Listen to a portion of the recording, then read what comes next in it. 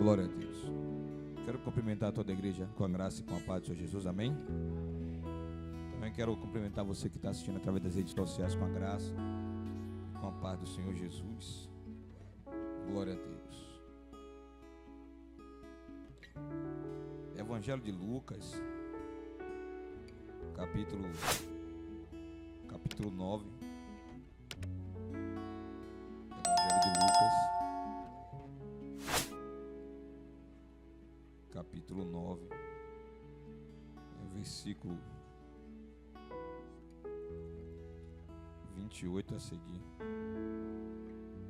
Evangelho segundo escreveu o doutor Lucas, capítulo 9, a partir do versículo de número 28. Nós estamos na nossa quarta da palavra, a série Milagres de Jesus.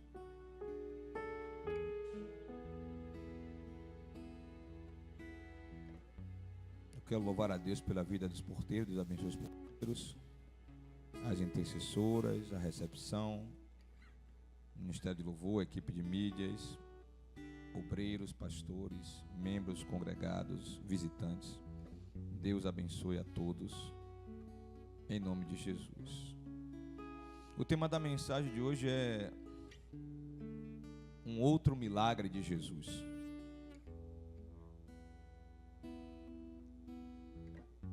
Um outro milagre de Jesus, porque é um milagre muito discutido entre o campo acadêmico, o campo teológico. Algumas pessoas defendem que não é um milagre, outras pessoas acreditam que sim, que é um milagre. E depois de estudar muito, eu cheguei à conclusão que sim, que é um milagre, sim, e que vale a pena ministrar a respeito desse milagre, que é a transfiguração de Jesus. A transfiguração de Jesus foi um grande milagre e com certeza tem muitas informações importantes para alimentar a minha fé e a sua fé. Estou cansado, muito cansado. Cansado fisicamente, cansado psicologicamente.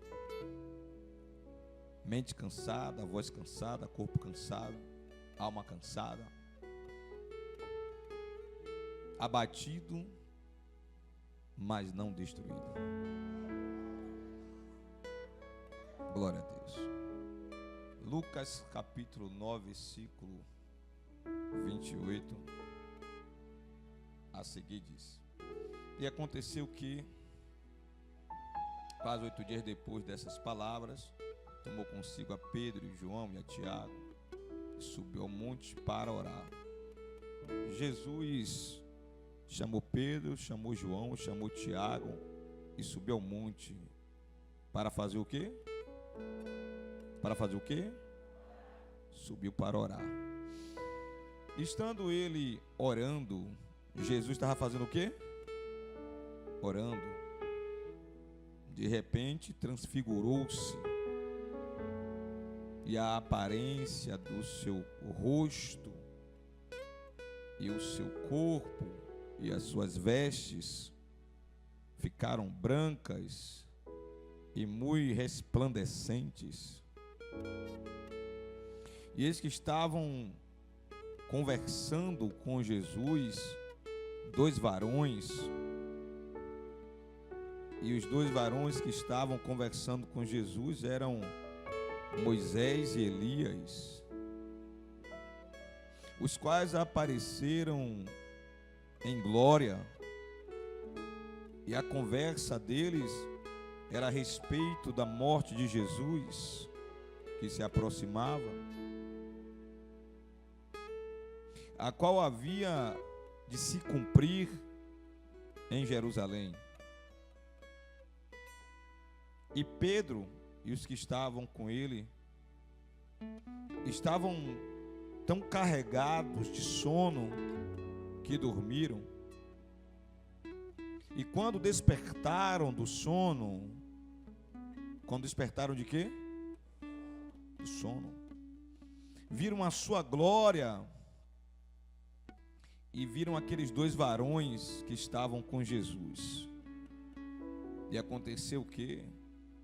Quando aqueles se apartaram dele, ou seja, quando Moisés e Elias foram arrancados de perto de Jesus, disse Pedro a Jesus: Mestre, bom é que nós estejamos aqui e façamos 3 tendas, ou 3 cabanas, ou 3 tabernáculos, um para ti, um para Moisés e um para Elias.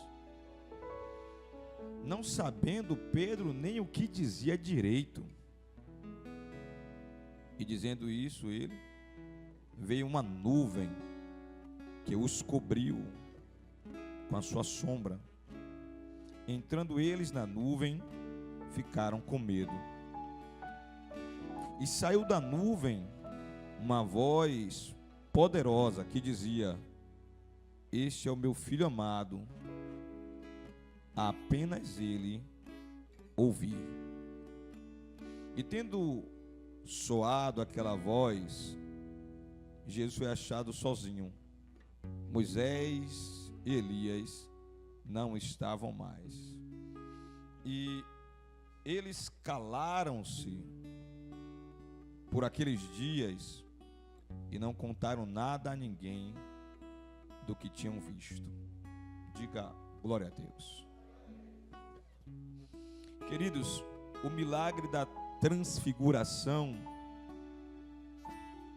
é um milagre que é pouco pregado nas igrejas, pouco falado,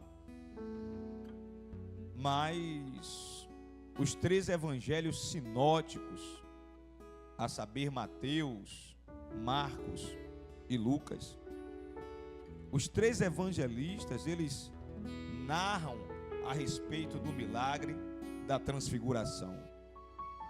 Mateus narra no capítulo 17, do versículo 1 ao 9. Marcos narra do capítulo 9, do versículo 2 ao versículo 9. E Lucas narra do capítulo 9, do verso 28 até o 36. Vamos entender o que Deus tem para as nossas vidas nesta noite, através deste outro milagre de Jesus. Vamos à leitura e à explicação. E aconteceu que, quase 8 dias depois destas palavras, Jesus tomou consigo a Pedro, a João e a Tiago e subiu ao Monte Hermon para orar. Jesus, João, Tiago, Pedro subiram com Jesus ao Monte Hermon para fazer o que, igreja? Para orar. Qual era o objetivo? Orar. E estando Jesus orando, transfigurou-se a aparência do seu rosto, e a sua roupa ficou branca e muito resplandecente, brilhava muito. Vejam isso aqui, amados, percebam isso aqui. Os 3 discípulos foram dormir enquanto Jesus estava orando. Uma falha grave, que iria se repetir mais tarde, em um momento dramático na vida de Jesus, orando no jardim. Percebam que é justamente Pedro, Tiago e João que mais tarde Jesus novamente iria precisar deles 3 para oração, para intercessão no jardim do Getsêmani. E os 3, mais uma vez, iriam dormir no momento em que Jesus estava precisando dele. Eu já quero abrir um parêntese nesta noite para dizer que algumas falhas nossas, alguns erros que nós cometemos, eles não vêm do acaso. Muitos dos nossos erros são erros repetitivos. Muitas das nossas falhas são falhas repetitivas. E esses erros e essas falhas que nós cometemos faz com que nós venhamos nos acostumarmos com o erro, com a falha.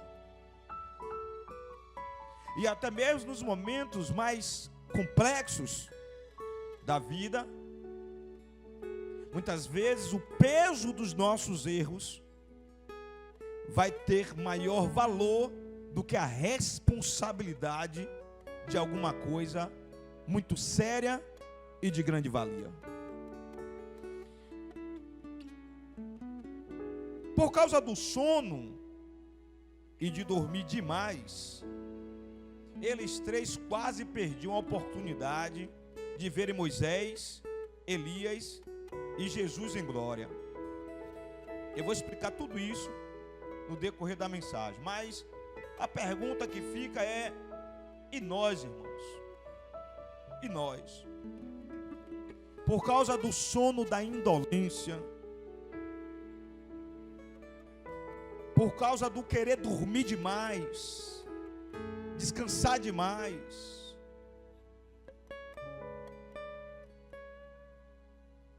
por causa da preguiça, do desânimo, quantas oportunidades na vida nós perdemos.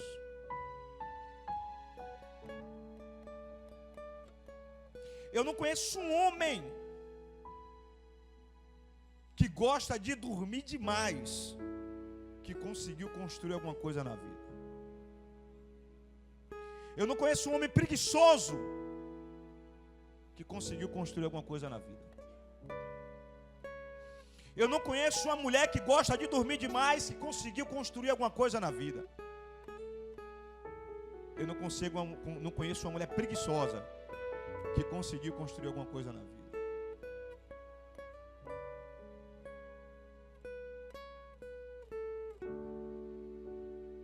Geralmente, quem gosta de dormir demais, seja homem ou mulher, são pessoas encostadas.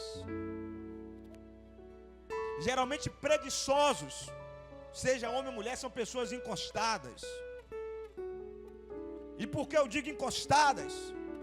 Porque vão se encostar em alguém para conseguir sobreviver. Porque senão morre de fome, morre de esperar acontecer e nada acontece.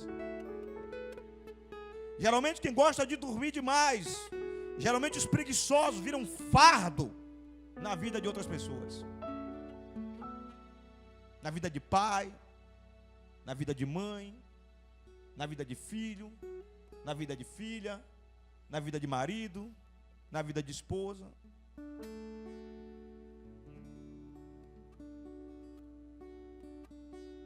E o que nos leva a acreditar é que esses discípulos, antes deles viverem a experiência do Espírito Santo em Atos capítulo 2, a impressão que dá é que eles gostavam de dormir demais.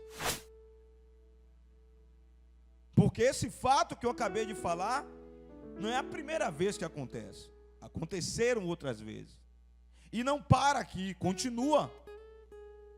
Porque mais adiante, no jardim do Getsêmani, eles vão dormir nada mais, nada menos do que 3 vezes. Jesus vai orar a primeira vez, pede que eles fiquem velando. Quando Jesus volta, eles estão dormindo.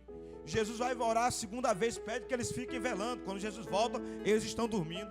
Jesus vai orar a terceira vez, pede para ficar velando. Quando Jesus volta, eles estão dormindo.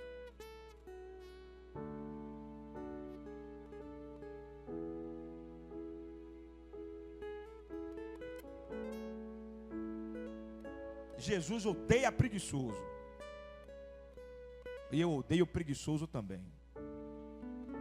Tenho raiva de preguiçoso. Você quer ver alguém que tem raiva de preguiçoso, de preguiçosa? Esse alguém sou eu. Tenho raiva, irmãos. Homem tem que gostar de trabalhar e gostar de estudar. Mulher tem que gostar de trabalhar e tem que gostar de estudar.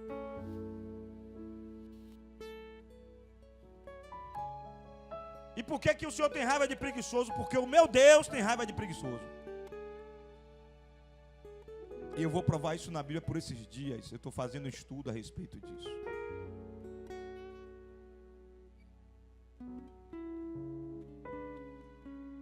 E o verso 30 diz: e eis que estavam falando com Jesus dois homens.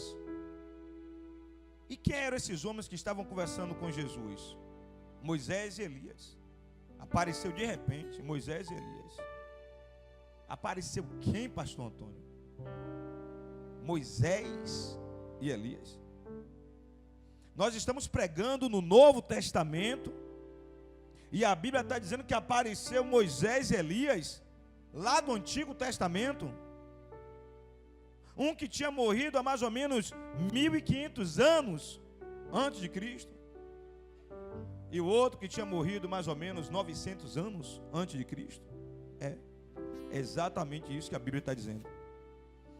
Porque naquele momento ali, quando Moisés aparece em um corpo transfigurado, Moisés aparece representando a lei, representando a antiga aliança e a promessa de salvação. Porque um dia Deus levantou Moisés com esse objetivo de libertar e salvar o povo dele. É por isso que Moisés aparece ali no Monte da Transfiguração. Elias também aparece transfigurado, representando os profetas e representando o cumprimento da palavra de Deus.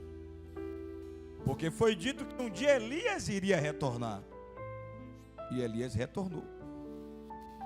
Os dois também representam os mortos e representam também os arrebatados.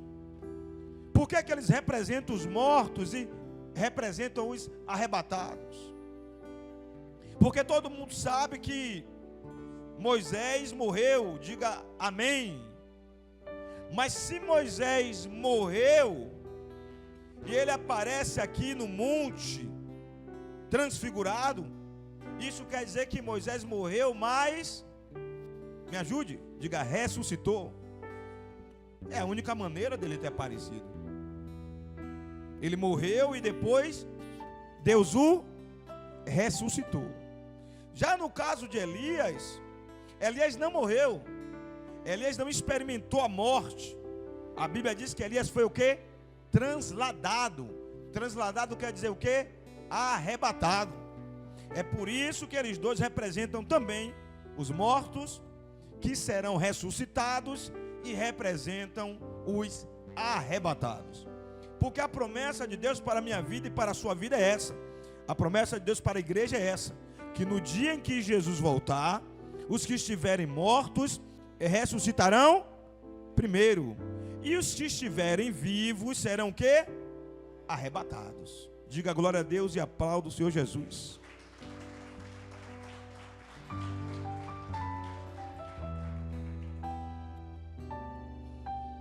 A transfiguração. A partir de agora você aperta o cinto, porque vai apertar um pouquinho, mas é bom para mim e para você. Não é ruim não. Quando Jesus aperta os meus parafusos, e quando Ele aperta os seus parafusos, é querendo o meu bem, querendo o seu bem. É Jesus querendo me melhorar e querendo te melhorar. A transfiguração é uma representação de expor o caráter interior para fora, para que todos possam ver quem de fato nós somos por dentro. Diga amém. Bispo, eu não entendi. Calma que eu vou explicar. A glória que Jesus vivenciava neste momento não vinha de fora, mas vinha de dentro dele. Diga glória a Deus. Diga aleluia. Muito bem. Segundo os historiadores, segundo os pensadores, os pais da fé, segundo a tradição, essa glória que Jesus manifestou não foi uma glória que veio do exterior e cobriu ele. Não. Essa glória que Jesus manifestou, segundo os estudiosos, é uma glória que estava dentro dele. E essa glória que estava dentro dele, ela começou a se manifestar dentro dele, transformando o interior dele, de maneira que transformou o exterior dele, transformou as vestes dele e transformou o rosto dele. Diga glória a Deus. É por isso que eu fiz essa afirmação aqui, ó. A transfiguração é uma representação de expor o caráter interior para fora, para que todos possam ver quem de fato nós somos por dentro. Percebam que a transfiguração de Jesus, ela coloca para fora glória, coloca para fora poder, coloca para fora algo extraordinário. A pergunta que fica nessa noite para mim e para você é: se Jesus colocar para fora o que está dentro de mim, será que o que vocês vão ver vai alegrar vocês ou vai assustar vocês? E o que tem dentro de você? Se Jesus colocar para fora o que tem dentro de você, o que o Espírito Santo vê dentro de você, dentro da sua alma, será que abençoa alguém ou assusta quem está do seu lado? Porque essa é a ideia. Colocar para fora aquilo que está dentro. Se for glória, é glória. Se for trevas, é trevas.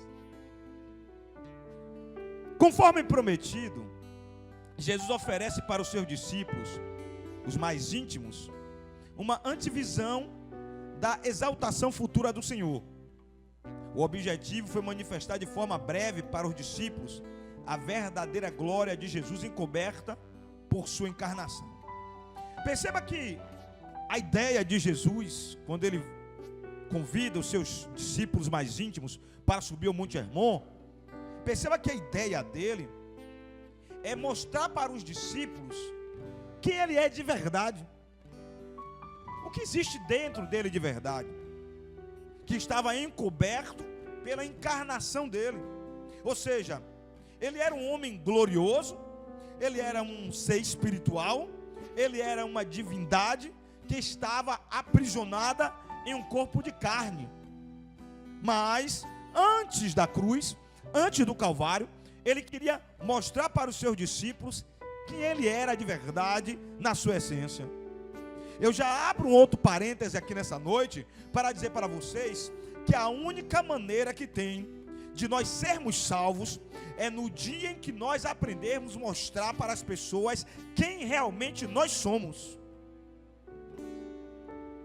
Porque se nós vivermos aqui nessa terra uma vida de aparência, irmão, nós vamos enganar a nós mesmos, vamos enganar aos homens, mas nós não vamos enganar a Deus. E para entrar nos céus, aqui na terra, não podemos viver uma vida de aparências. Nós temos que colocar para fora aquilo que nós somos, com o objetivo de extirpar o mal que existe dentro de nós. Como assim, bicho? Você está dizendo que existe o mal dentro de mim? Eu não estou dizendo não, eu estou afirmando.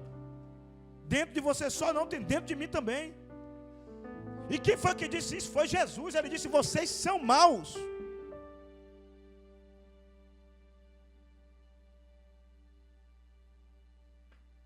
Foi.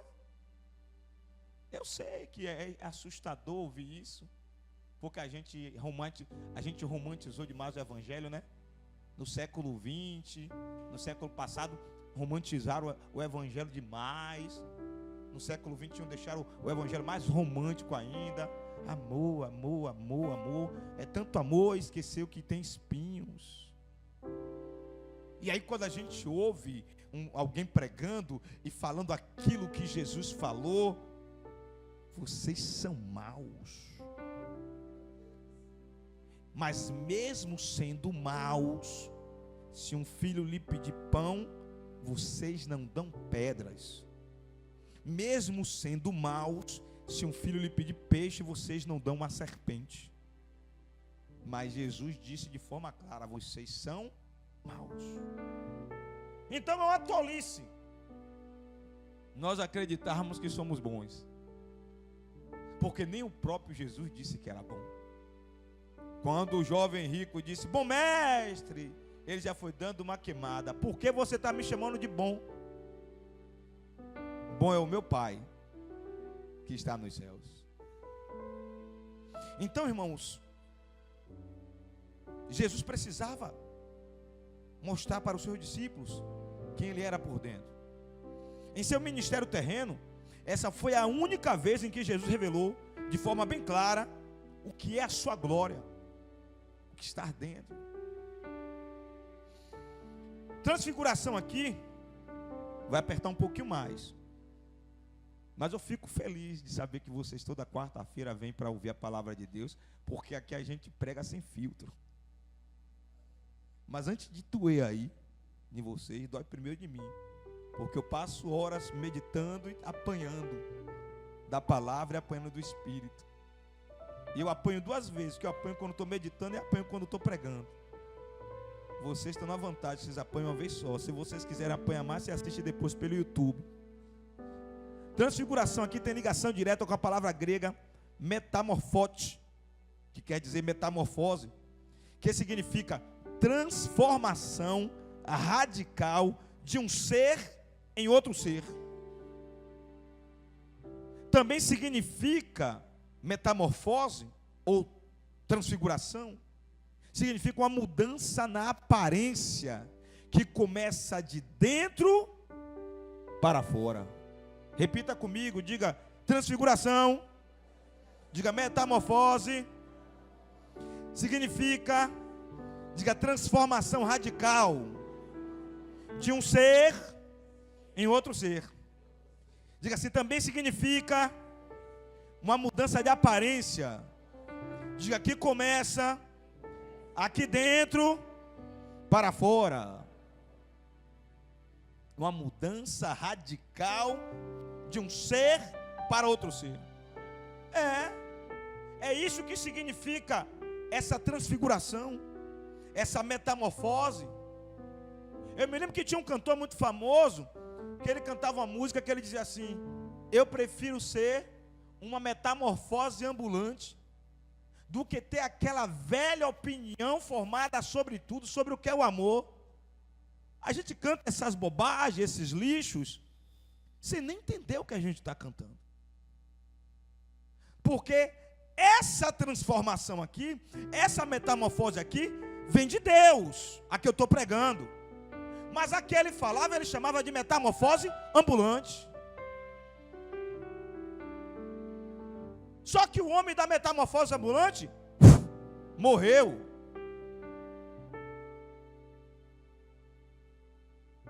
O homem da sociedade alternativa morreu. O homem da geração Coca-Cola morreu. E ele ainda faz uma crítica, pastores, igreja, quando ele diz assim: eu prefiro ser essa metamorfose ambulante do que ter aquela velha opinião formada sobre tudo. Aquela velha opinião, ele está falando de Jesus, porque Jesus tem opinião sobre tudo. Jesus sabe a respeito de tudo. Jesus domina todas as ciências. Jesus domina tudo, porque Ele é tudo em todos. Diga glória a Deus. Porque ao andarmos, não, desculpa, em relação à vida diária de um cristão, metamorfose significa uma mudança total de caráter. Mudança de quê? De caráter. É o abandono dos costumes mundanos, adotando um estilo de vida próprio de quem realmente teve um encontro real com Deus. Diga glória a Deus. Porque ao andarmos com Jesus em verdade, experimentamos a cada dia uma transfiguração espiritual. Repita isso comigo, por favor. Diga: porque ao andarmos com Jesus em verdade. Repita essa parte, diga: em verdade. Experimentamos a cada dia uma transfiguração espiritual. Ao render nosso corpo, mente e vontade ao Senhor, repita comigo: ao render nosso corpo, mente e vontade ao Senhor, Ele nos transforma a partir do nosso interior, para que não sejamos conformados com o pecado deste mundo. Irmãos, quando você permite que Deus entre na sua vida, quando você permite que Deus entre na sua história, quando você permite que Deus mude o seu homem interior, irmãos, é impossível pecar. Eu vou repetir: é impossível pecar. Por quê? Porque nós passamos a ter nojo do pecado.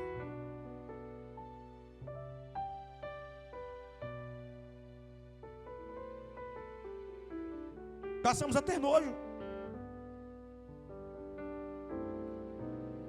Aquilo que antes nos atraía, aquilo que antes nos agradava, o Espírito Santo faz causar uma repulsa,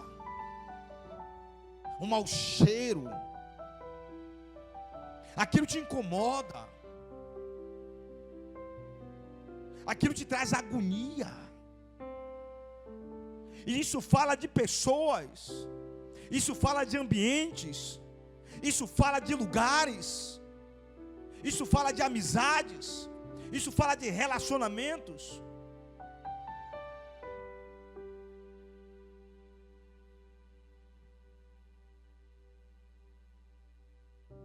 Calma que vai apertar mais um pouquinho.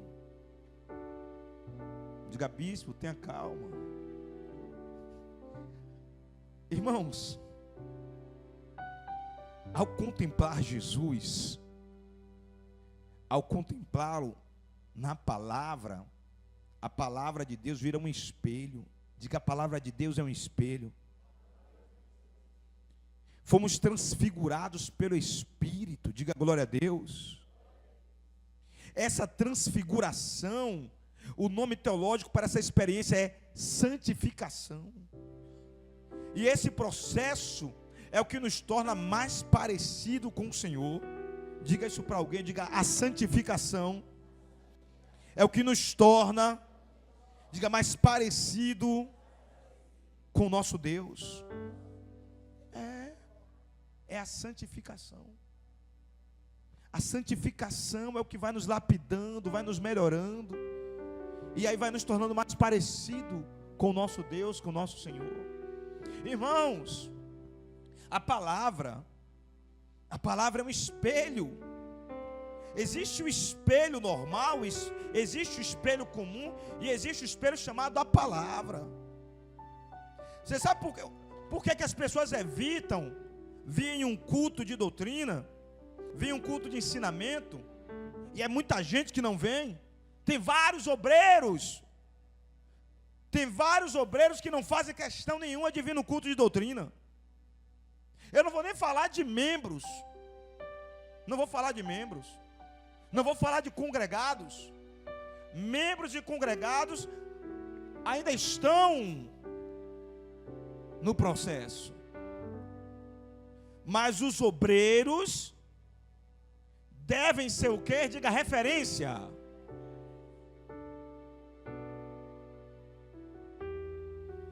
Obreiros devem ser referência. Obreiros devem ser exemplo. Exemplo dentro de casa, na igreja, no ponto de ônibus, no local de trabalho, na faculdade, na escola. Porque são o quê? Obreiros. Mas por que muitos obreiros evitam de vir no culto de doutrina, no culto do ensino da palavra? Porque a palavra é um espelho, diferente do espelho que nós temos em casa. Porque o espelho que nós temos em casa, ele nos engana. Ele mostra aquilo que nós queremos. O espelho que nós temos em casa concorda com quem nós somos. O espelho que nós temos em casa, ele mente para mim e para você. Você olha para o espelho, cabelo cortado, barba feita, maquiada, e o espelho diz: você está lindo, você está bela, você está incrível, você está top, você é o cara. O espelho que é esta palavra, quando você bota esse espelho que chamada palavra diante de você, ela diz: você é mentiroso, você é enganador, você é prostituto, você é fornicador, você mente, você engana, você é falso, você não é verdadeiro, tem corrupção dentro de você, tem engano dentro de você, você é fingido.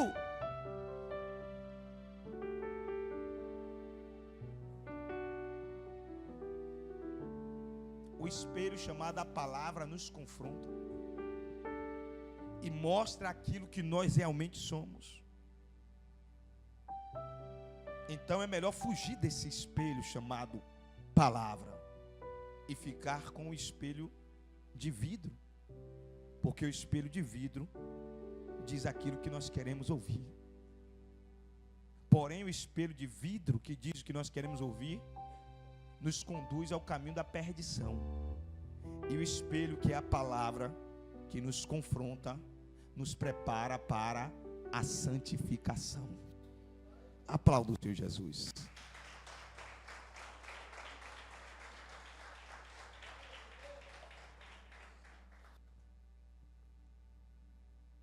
Verso 31 diz: os quais aparecem em glória e falavam da sua morte, a qual havia de se cumprir em Jerusalém.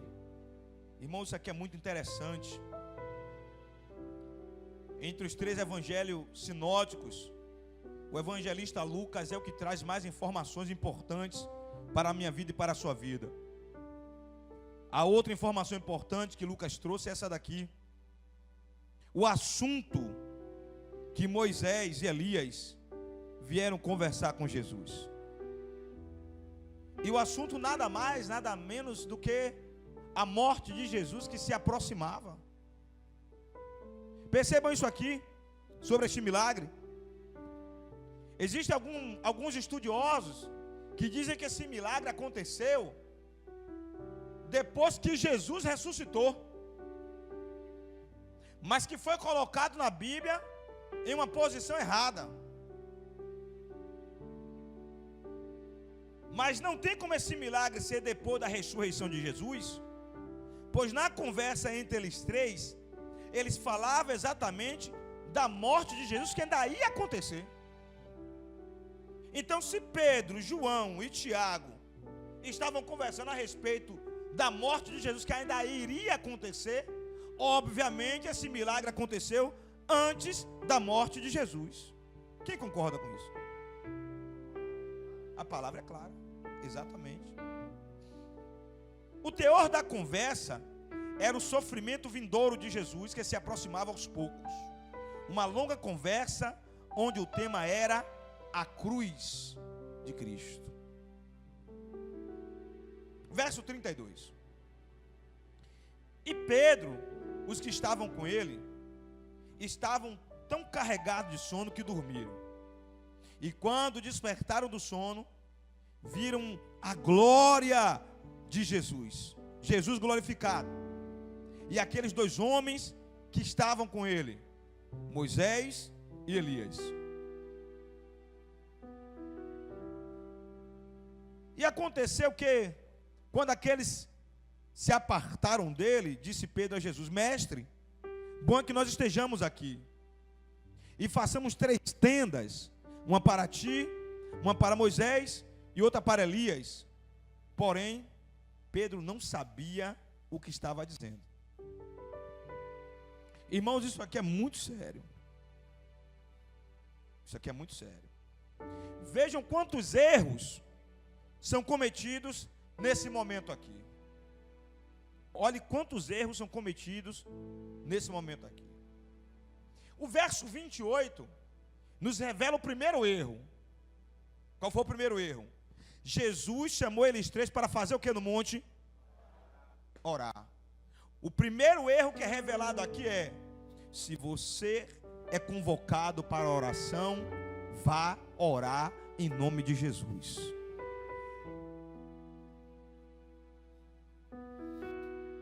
É muita gente, irmãos, pagando preço alto porque não gostam de orar.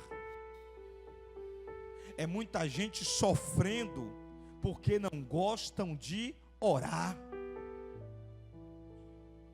E eu tenho uma notícia ruim demais para te dar. Enquanto você não aprender a orar, você vai continuar sofrendo.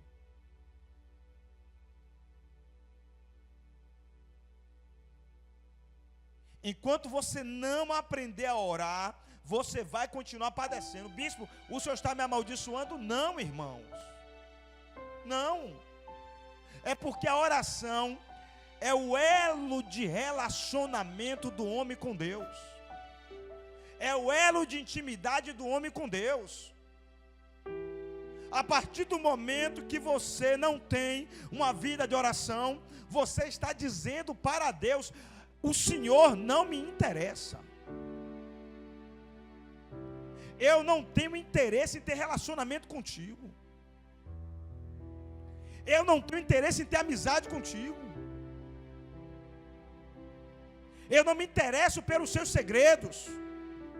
Eu não me interesso pelas suas revelações. Eu não me interesso pelos seus mistérios. Eu não me interesso pela sua voz. Eu não me interesso pela sua intimidade. Porque é isso que a oração produz. É relacionamento, intimidade, aproximação, afeto. Então o primeiro erro está no verso 28. Foram convocados para a oração, mas preferiram dormir do que orar. E no nosso meio não é diferente não. Trazendo para a nossa realidade. Quantas vezes nós fazemos propósito de oração? Quantas vezes fazemos um relógio de oração? Uma minoria entra no relógio de oração. Quando nós fazemos aqui o propósito de 10 dias de oração, antes da festa de Pentecostes, quantas pessoas vêm para a oração?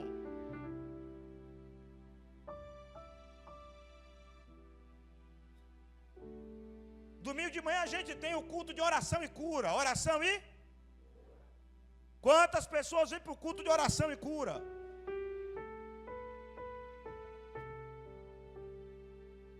São 3 áreas, irmãos, decisivas na vida de um homem e de uma mulher.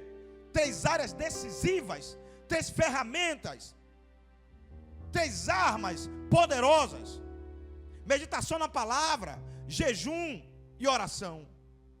Perceba que o diabo tem a capacidade de arrancar essas 3 armas das nossas mãos. O apóstolo Paulo diz que as armas das nossas milícias não são carnais, mas elas são o quê? Espirituais, poderosas.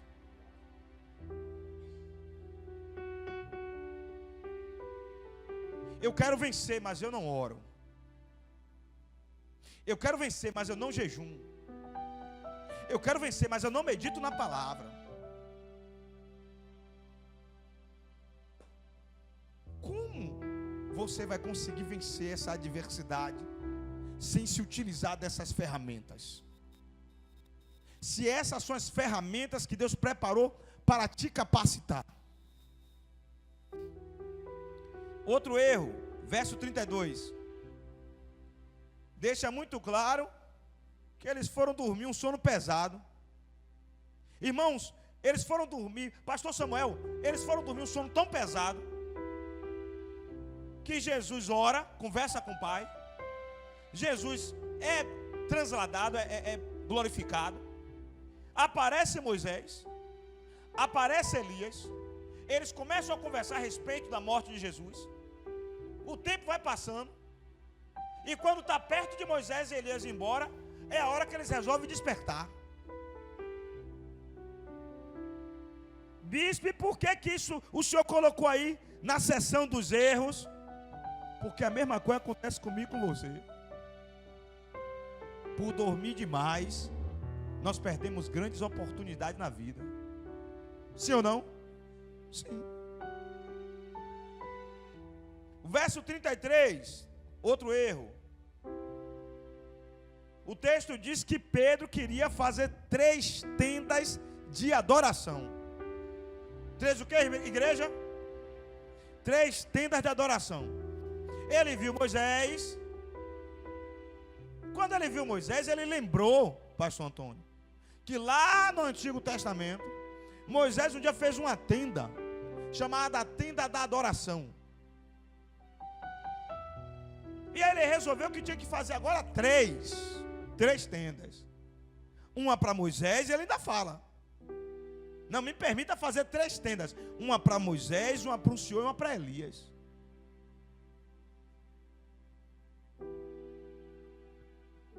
Qual é o outro erro aí? Está no verso 33 também. Moisés e Elias, irmãos, é colocado por Pedro no mesmo nível de Jesus. Irmãos, todas as Bíblias que eu estudei, todos os comentários, todos os teólogos, todo mundo que narra a respeito disso aqui, diz que foi um erro grosseiro da parte de Pedro querer colocar Jesus no mesmo nível de Moisés e no mesmo nível de Elias. Não tem como, irmãos. Jesus era o Filho de Deus. Moisés era apenas um chamado por Deus, igual a mim, igual a você. Elias era apenas um chamado por Deus, igual a mim, igual a você. Jesus não, Jesus era o Filho de Deus. Não dá para colocar no mesmo nível.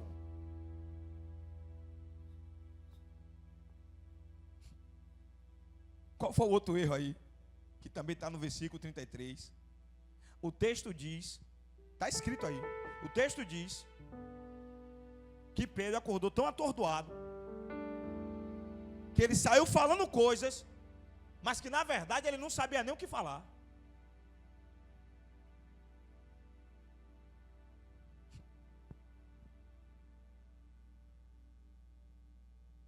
Olhe para alguém e diga assim: quando você não souber o que falar, diga assim: se cale. Irmãos, quando a gente não sabe o que falar, é melhor se calar.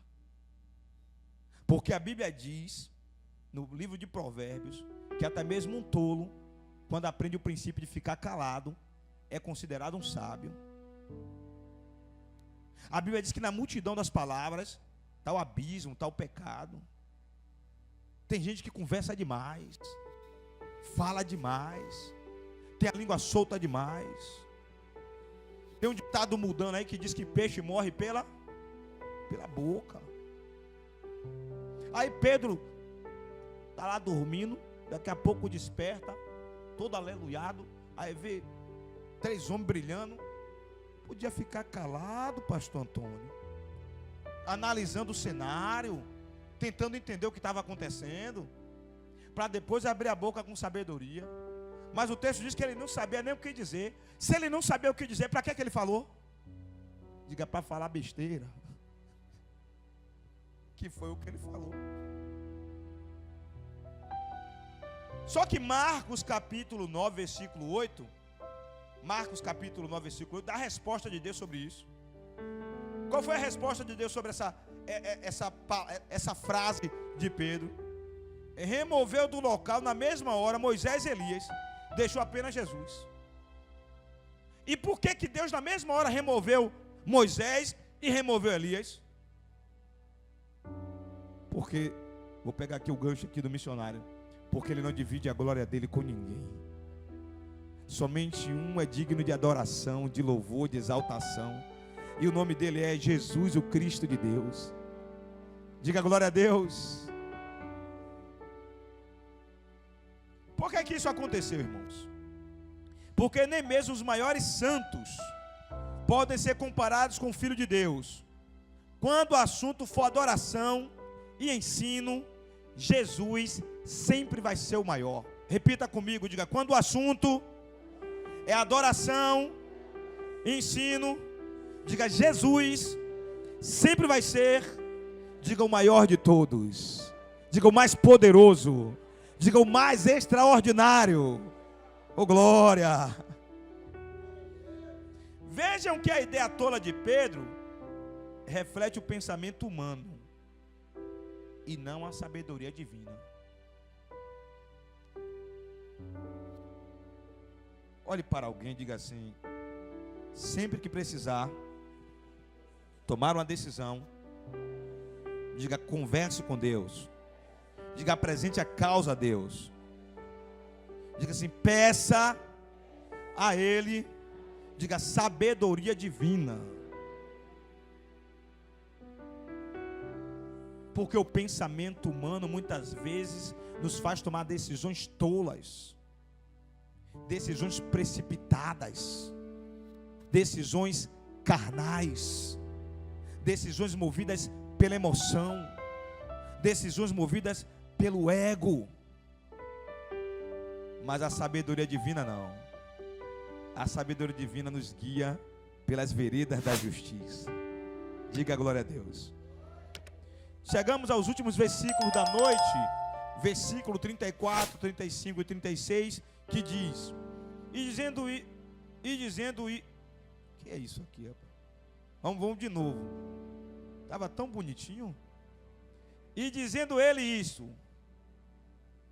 veio uma nuvem. Veio o quê?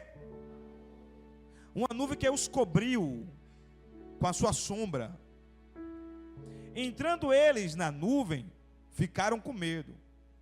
Percebo que nesse momento aqui, quando essa nuvem aparece, Moisés e Elias já não estavam mais.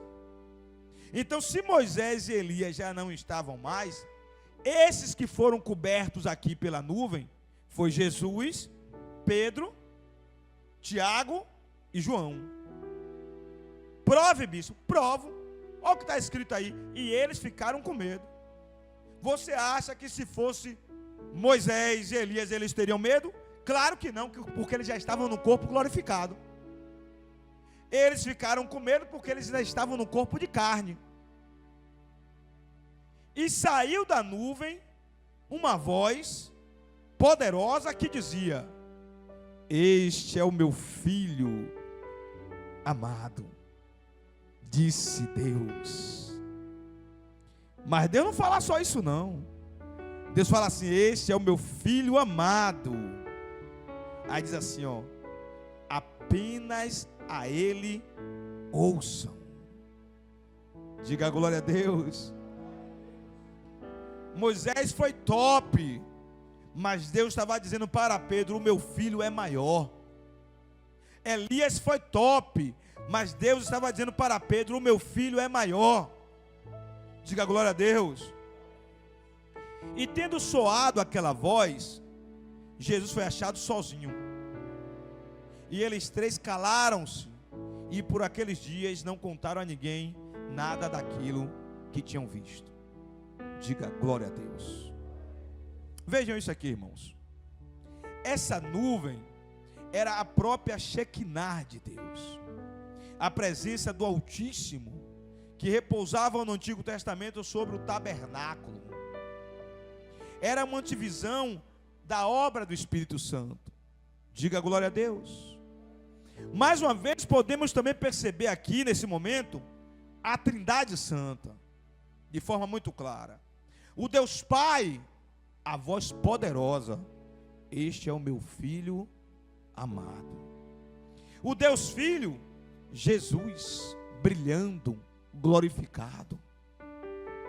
O Deus Espírito, a nuvem, a presença.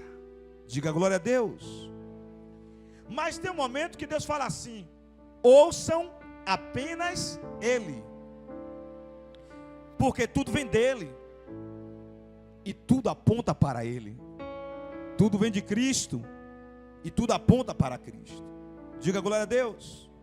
A expressão ouçam apenas ele também quer dizer ouvir e obedecer. Diga isso para alguém, diga: ouça apenas ele, ouça apenas Jesus. Diga assim: quer dizer ouvir e obedecer. Irmãos, aconteça o que acontecer, o melhor caminho é obedecer a voz de Deus. Eu vou repetir: aconteça o que acontecer, o melhor caminho é obedecer a voz de Deus. Porque obedecer à voz dos homens vai te dar momentos. Vou repetir: obedecer à voz dos homens vai te dar apenas momentos. Momentos passageiros, prazeres passageiros, alegrias passageiras.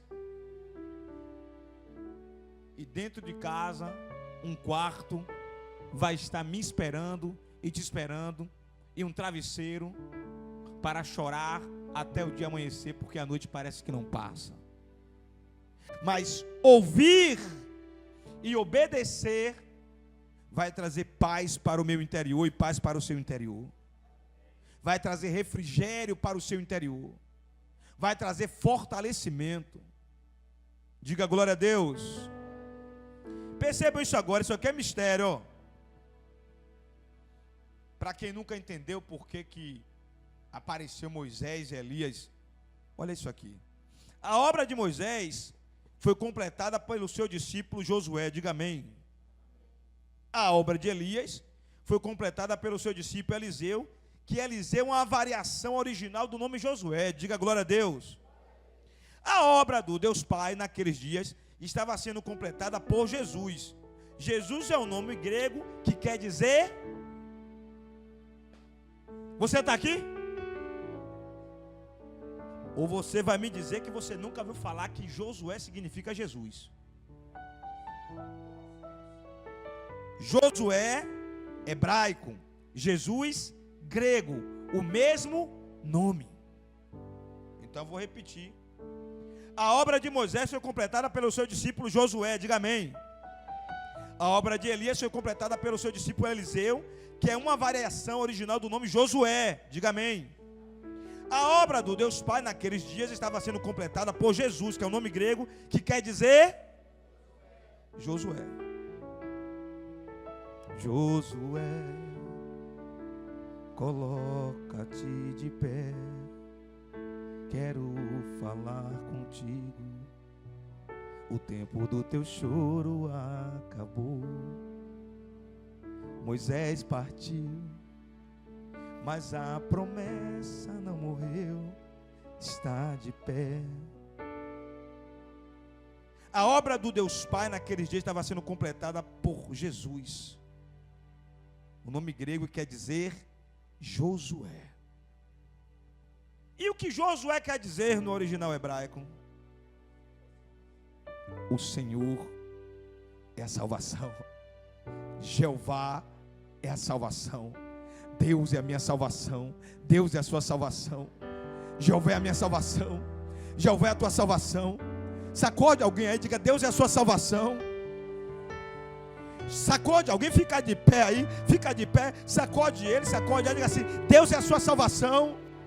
Diga: Deus é a sua resposta. Diga: Deus é o seu milagre. Oh glória. Diga para esse crente: a promessa não morreu não. Diga: a promessa ainda está de pé. Diga para ele: Moisés morreu, mas ressuscitou. Diga: Elias foi arrebatado. Diga: e foi glorificado. Diga assim: mas Jesus é mais poderoso do que Moisés e do que Elias. Diga assim: e é Jesus. Fale para um crente, diga: e é Jesus quem garante a sua vitória final. Eu acho que ele não entendeu não. Diga: é Jesus que nesta noite está garantindo a sua vitória final. Diga para ele mais uma vez, diga: a promessa não morreu. Diga: a promessa ainda está de pé. Aplauda o Senhor Jesus.